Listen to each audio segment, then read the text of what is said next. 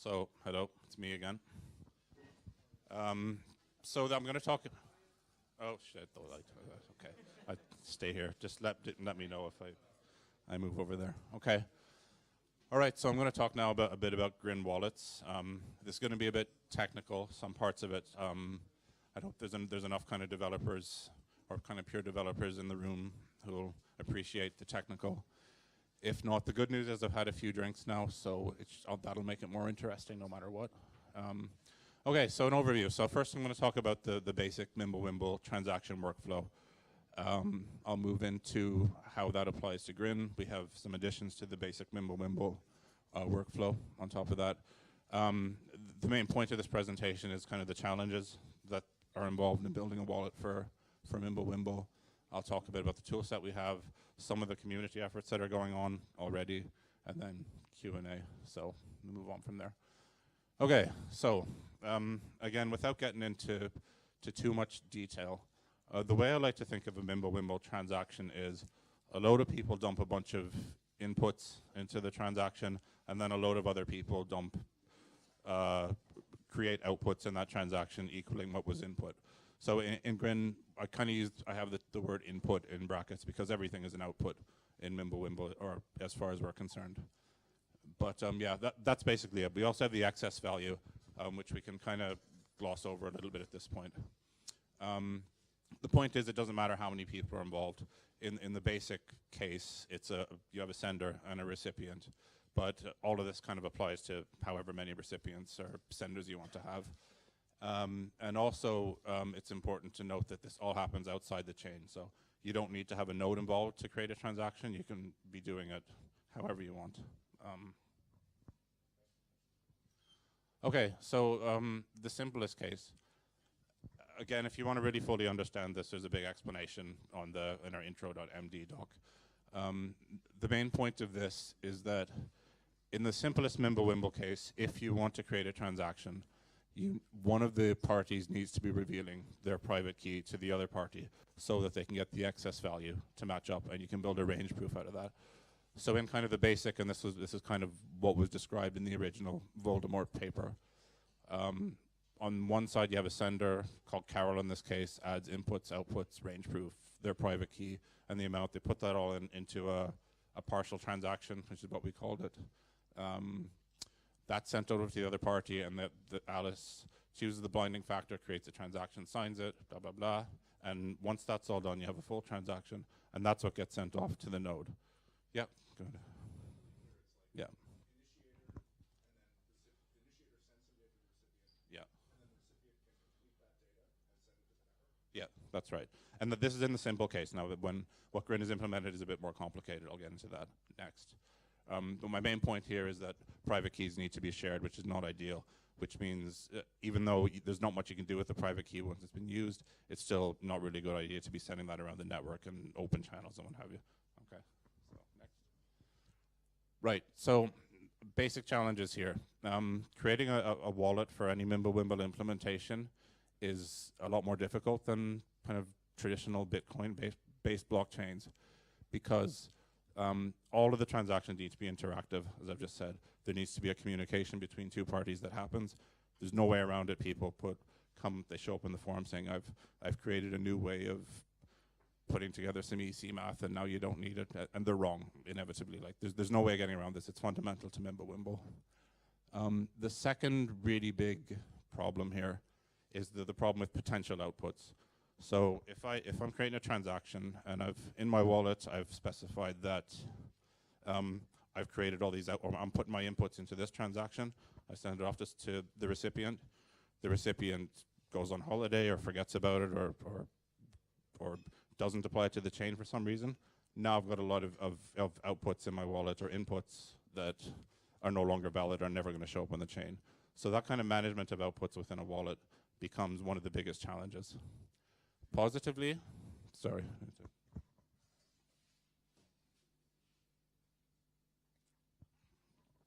There are some positive aspects to this.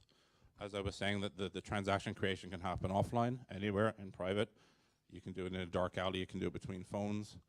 You can't spam the recipients unknowingly. So in Bitcoin, you can send anyone you want a big spam transaction. for whatever reason. And there are a lot of kind of creative possibilities that can come out of this, and I'll talk about this a bit more. Okay.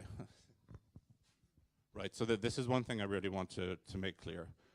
Interactive does not mean online.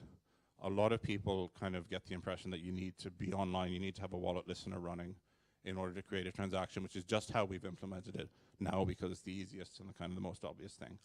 They don't need to be online. Any of these methods can be made to work. Some of them a bit more practical than others. I mean, lighting the beacons of Gondor is probably one way you'd want to do it. I don't know. Okay. Right, so this is an exercise in redundancy now that I'm looking at it. We've talked about this already. In the basic Mimble-Wimble transaction, this is Alice's output, that's Carol's input, they're Peterson commits, they're perfectly hiding. The private key has been exchanged so that the recipient can build this transaction, okay? Alice needs to know that value, 1320. You can look over this later in your own time.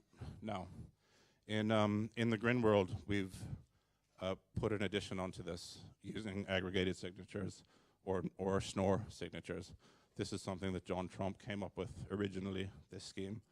And what it does is instead of sending excess values, which are basically private keys back and forth, we send each participant in the transaction does a partial signature, just signing for their part of the transaction. So that we have a partial sig from one party, a partial sig from the recipient, and those are all added together by somebody at the end. At the moment, it's the sender just because of the way the transaction works. But that can be done, and this works for any number of participants as well. No private information is exchanged, so that enables us to do a lot of kind of more kind of creative ways of sending the transaction around. We can send it in email. We don't have to worry about who's looking at it because there's no information can be gotten from any of this exchange. So the problem with this is we have 2 rounds required no matter what. So the shortest possible route is sender, recipient, back to sender. And that's not just an okay, you have to actually send all that data back. And that's the shortest route that we have. So in the first round, and this is just because of how aggregated signatures work, all participants add their output to something, I call it a slate, instead of a partial transaction. That's a term I came up with because partial TX can get a bit confusing. So I call it a slate, as in you kind of chisel something onto a slate, and you're just adding to it all the time. They all add, and this is Schnorr specific, nonces and public keys that need to be added to the slate in order to create the final signature. Once everyone's done that, everybody can do the signature because they have everyone else's nonces and information, enough information to do the signature. And once that's done, you've got like a completed transaction slate, and anybody can post that to the chain at that point. And as I said, the shortest route here is sender, recipient, back to the sender, and then somebody posts it at that point. So this works great, but now it's even more complicated than the original transaction that we talked about. That's an image of kind of exactly what happens the whole way through. You can get that tattooed on yourself. It's a beautiful, beautiful image. And as I was saying, it's a lot more complex to manage, and you've got all these outputs and inputs being created in everyone's wallet, and all sorts of edge cases where, what if I send it to him, he didn't get it, it wasn't posted, that it didn't work, and that all has to be managed in a Mimble-Wimble wallet. Okay. And this is something that comes up quite a lot, as I was saying. So this is Dino. I said, but we'd say hi to him basically at GrinCon 0. So if everyone would like to say hi, go ahead. Hello, Dino. But we get this all the time. You know, how do we make the transactions more user friendly? Because what they're presented with now in Grin, they download Grin, start running the wallet. They've got this command line interface. They need to put a listener online. And you've got all sorts of issues like NAT traversal and you know, all the problems inherent in trying to put a public listener up somewhere where people can get to it. Right, so there's a lot of different ways that you can address this. In Grin's case, what we're trying to do is we're not going to impose a particular solution, but what we want to do is provide a lot of tools, or the right basic tools, to let the community kind of decide what they want to do beyond that. Because quite frankly, I mean, there's a lot of different ways of handling this transaction exchange that might work for some people and might not work for others. Like if you're a real privacy freak with a tinfoil hat and you don't want anybody ever seeing this, you're going to want to run your own kind of protected node. Whereas if you're willing to give up a little bit of a risk of losing some privacy, you might want to use a third-party trusted or semi-trusted exchange to manage this and make it a lot easier. So this is the current Grin Wallet. It's beautiful, I think. I'm not going to.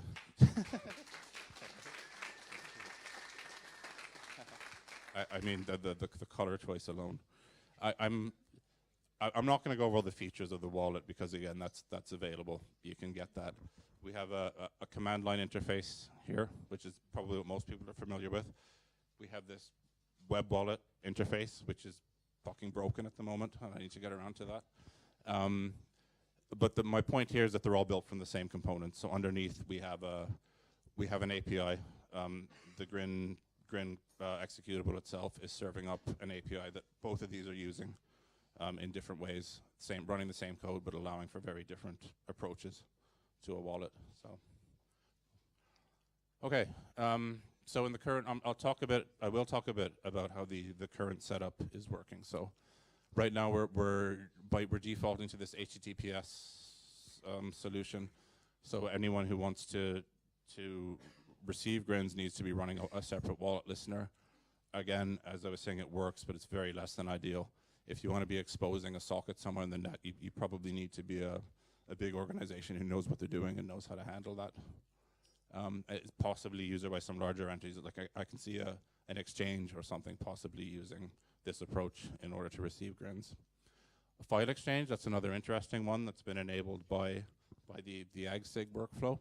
So instead of sending around or needing to run a listener, you can send around the transaction as a file part way. So I'm the sender, I create the partial transaction, and I can email that result to somebody else who runs it through their client, fills their parts in, and send it back. Which I actually think that's the way we're going to launch to support at launch, because it's a bit more cumbersome, but it removes the need to run a listener, and at least they may understand it more. We can certainly build a workflow into the web wallet to facilitate that a little bit. It's the safest launch approach, basically, at this point.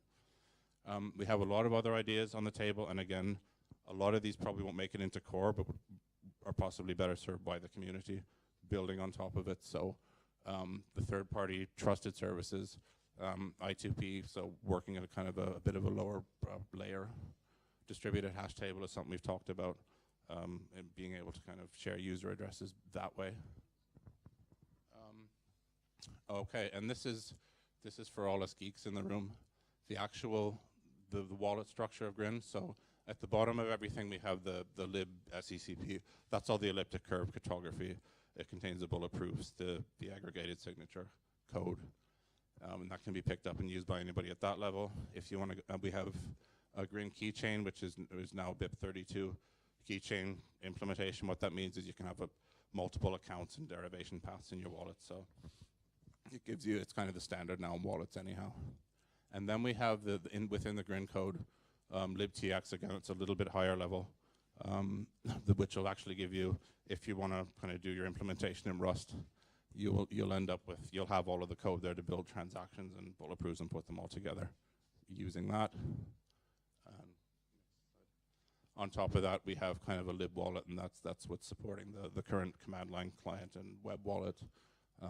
If you want to work at that level as well, we can build certainly any kind of wallet on top of that if you don't want to kind of re-implement the whole thing. And it's structured in such a way that the storage, the actual storage of outputs and what have you is very flexible. So we're using, we have some Rust traits defined. Right now we're supporting an LMDB backend. We used to have a file backend, but that started being a bit awkward to work with, so we dropped that. Point is, you can use whatever you want as a backend. So there are some community projects out there, and I've actually learned about far more of them in the past couple of days than I did when I did this presentation.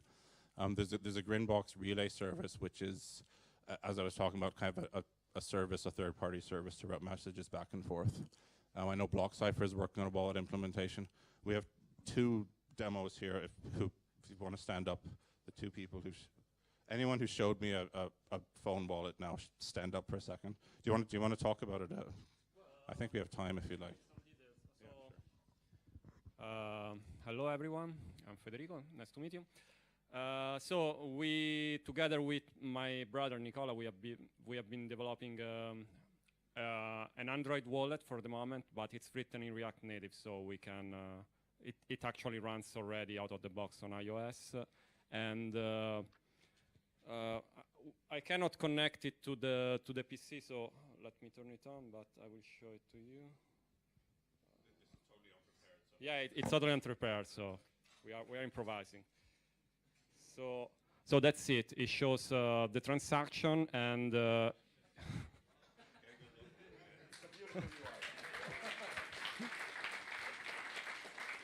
It can also make transactions.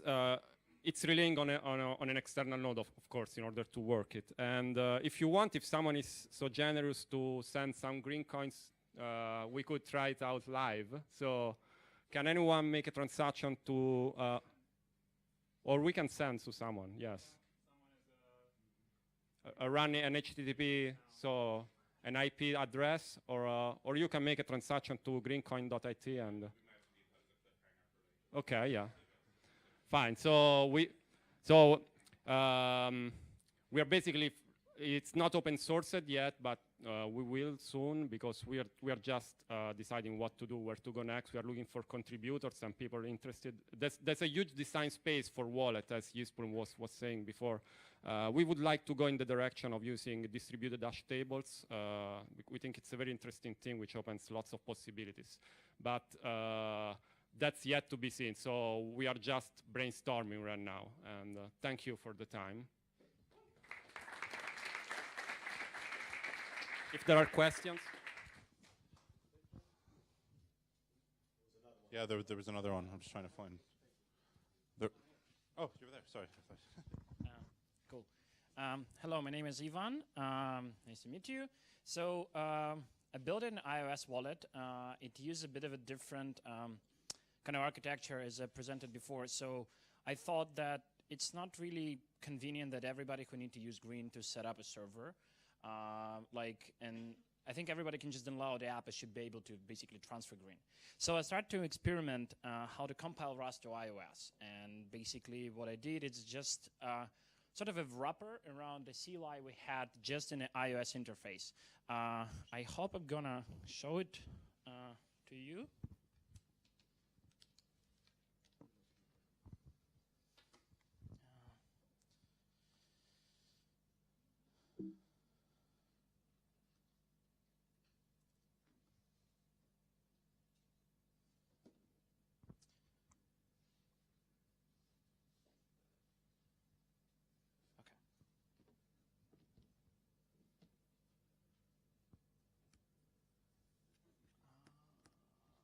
I need to put the presentation. Escape.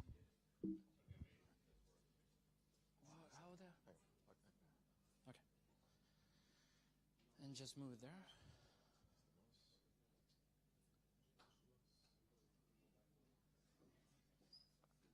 Okay. And now I just need to put the this over there.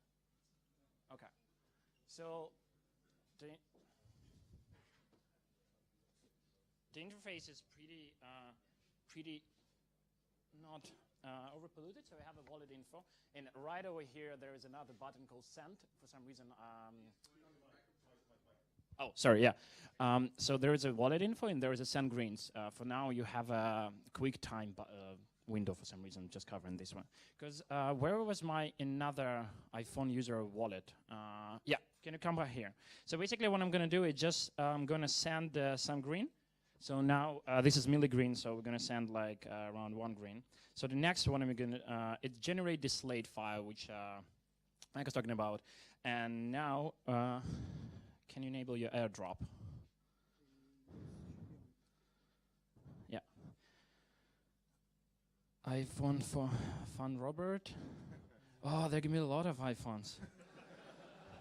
Okay, so please disable all your airdrops.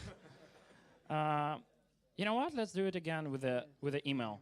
Okay, so we're gonna transfer this one with the email, and on the way back, we try to use AirDrop. Basically, you can transfer whatever method your iPhone supports. It can be Signal, Telegram, whatever. You can print it, send it with a pigeon. So now, just give me a sec.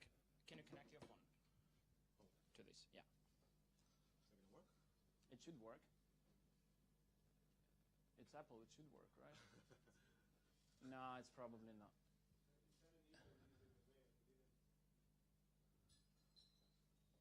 It's okay. Now we see that's a web camera. Okay, it just doesn't work. Okay, so is it? It's very confusing. Restart quick time. As you see, this presentation wasn't prepared as well. Okay, now I see it myself again. Okay, no camera. But what is happening pretty much, can you... Yeah, so it's pretty much the user opened the file. It's pretty bad, So it do pretty much nothing. You open the file, it redirects you to a Grin app, and you can just do all that.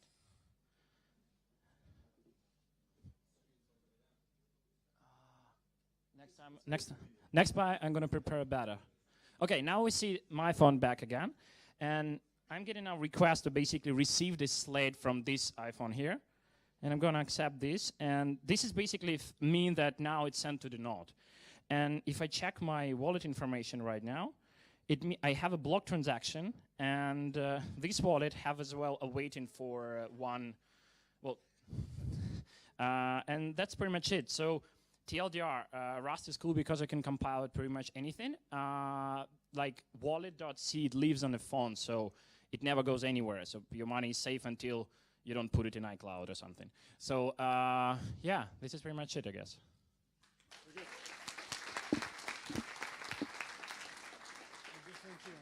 Nice job, guys. Almost. Sorry for... No, it's fine. We have time. And was that it? Was I done? I think so. That looks done to me. Yeah, that's it. Okay. Thank you very much. Okay. Any questions?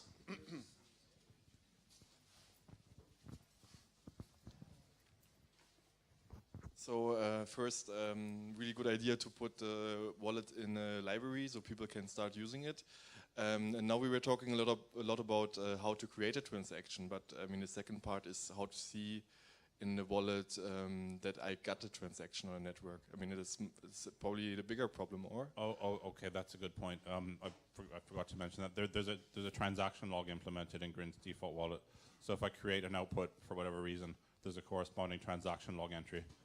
But you need to be connected to a node, right? No, that's all stored locally in your wallet. The so if I create an output somewhere, or I involved in a transaction, out of a log entry created that said these are the outputs involved, and these are the amounts. But I can verify that I received a transaction without looking on. No. That you have to go onto the. I have to go on some kind of node. The node has to tell you that it was actually verified. But yeah, that's a good point. The transaction log, it also gives you the ability to cancel transactions if they don't appear. Because before we had that, we just had to restore the wallet every time a transaction didn't make it. So, which is not an ideal solution, obviously. So.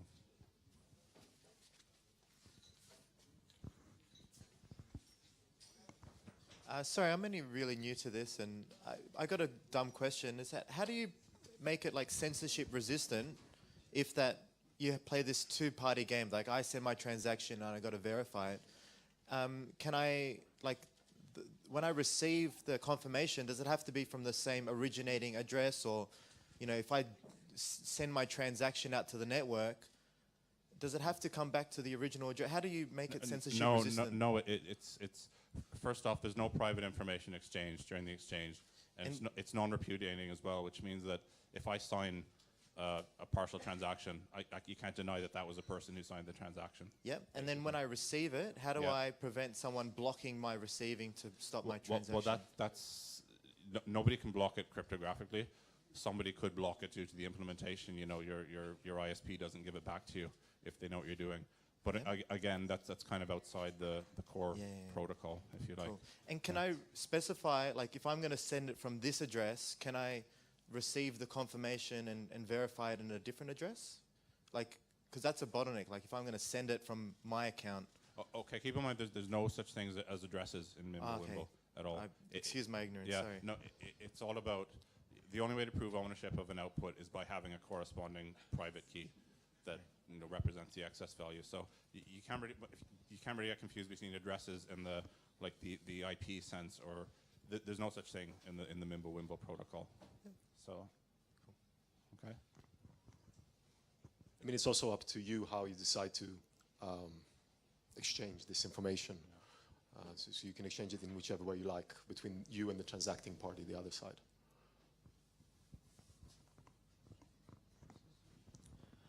I have two questions. First question, how we can create transaction to few output for few recipient. And the second question is how we can create something like merchant, website merchant, because it's not so simple. Because we need interaction with some site, or like if we try to create merchant. Right, okay. So to the first part of the question, what was the first part of the question again? No, wait. Oh yeah, so multi-recipients, yeah. So as I was saying kind of at the beginning, a Mimblewimble transaction is just a bunch of inputs in and a bunch of outputs claiming it. So right now it's not in the wallet at the moment, but if I want to create a workflow where it gets sent, the transaction gets sent around to every single person who wants to be involved, then multiple people can put their inputs in, multiple people can take it out. How you want to manage that is kind of an implementation detail that you need to worry about then. On the second question for merchants, I would suspect, again, this is kind of a bit further down the line than we are, but a merchant would either be using kind of a semi-trusted service to manage it, because that's probably a use case where you don't have a tinfoil hat. You're a bit less worried about all of the privacy implications there. You can run your own. You can use trusted, or you have the infrastructure in place to run your own. I'd expect in the ideal case there would be services popping up that kind of provide this for merchants as and when necessary. So. Again, this is a community problem that we don't necessarily have all the answers to now.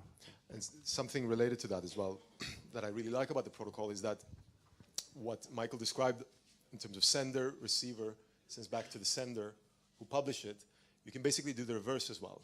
So the receiver starts the protocol, sends the slate to the sender, who then sends it back, and then the receiver, in this case, the website, the merchant, publishes it to the blockchain. So if you think about it in like a web shopping flow, it would basically be generating an invoice, sending it to the customer does something, returns it, and then you just publish it to the blockchain. So that's really nice.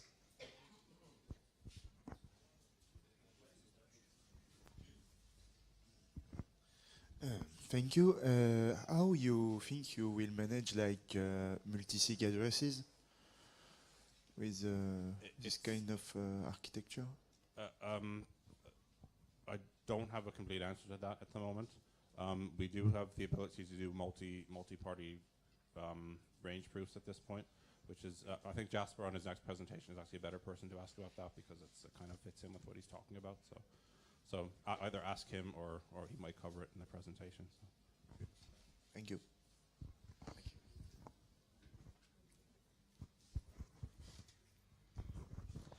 Do you see any major obstacles right now for deciding stuff to be done on a hardware wallet?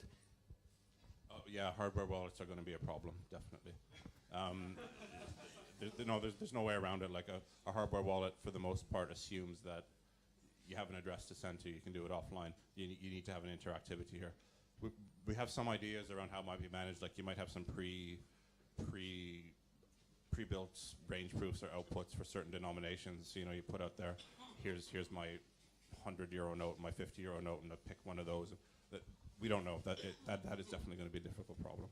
And I know it's some other blockchains. Like, I mean, there was recently Monero support added to, but it's more about key management as opposed to actually, you know, doing the transaction on the device itself. So, yeah. More questions? Cool. Thank you very much. Thank you.